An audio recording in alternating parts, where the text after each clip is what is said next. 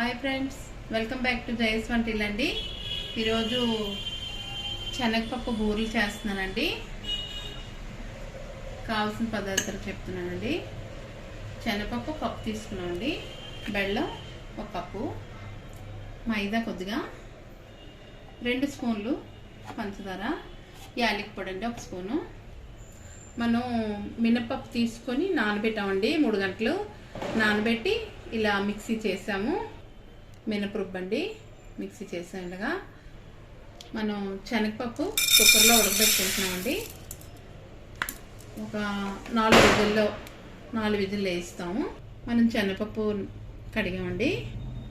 దీనికి 3 ఇంతలు నీళ్ళు వేసి మనం పెట్టుకుంటాం. ఇప్పుడు మనం కడిగిసి ఇలాగా నీళ్ళు వేసి కుక్కర్ పెట్టుకుంటున్నామండి.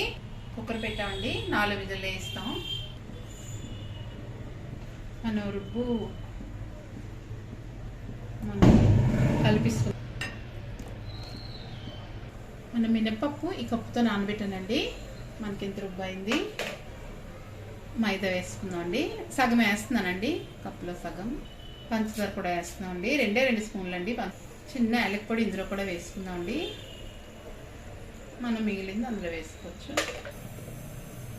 మనకి చిటికెడు సాల్ట్ వేస్తున్నాం అండి టేస్ట్ కోసం.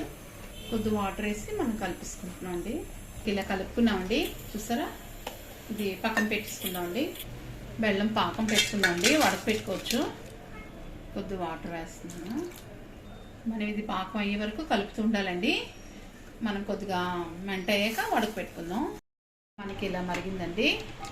మనం శనగపప్పు ఉడికిపోయింది, మూత వేస్తున్నాము. మనకి చూసారా అంత బాగా ఉడికింది, మెత్తగా. ఇలా ఉడకాలండి. వడకెట్టించుకుందాం నీళ్ళు. వాటర్ అంతా వడకెట్టిస్తామండి, పప్పు నీళ్ళన్నీ. ఇప్పుడు పప్పు గుత్తుతో మెత్తగా చేయాలి. మనం మెత్తగా చేసుకున్నామండి. ఇప్పుడు యాలకి పొడి వేసుకోవాలి, బెల్లం పాకం వేసుకుంటున్నామండి.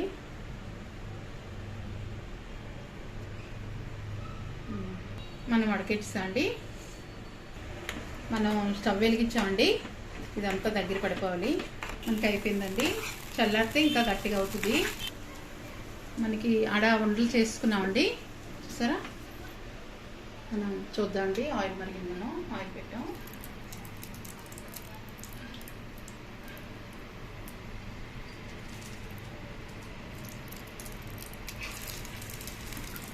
ఆయిల్ మరిగింది. ఇలా కలుపుకోనండి, మనం బాగా వస్తుంది. వాళ్ళు వస్తే బూరెలు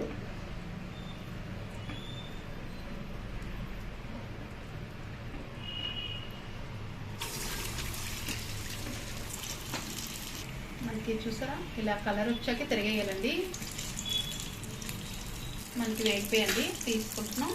మనం తీసుకున్నాం అండి, ఇలాగే వేగాలి. మనకి చూసారా శనగపప్పు బూరెలు ఎంత బాగా వచ్చాయో. సోపు బాగా కలుపుకోవాలండి, ముద్దగా. దీనిపైన పెడతాం కదండి, ఆ సోప్ కరెక్ట్గా కలుపుకోవాలి ఎప్పుడు శనగపప్పు బూరెకి, లేకపోతే సీదొస్తాయి. చాలా జాగ్రత్తగా చేసుకోవాలి.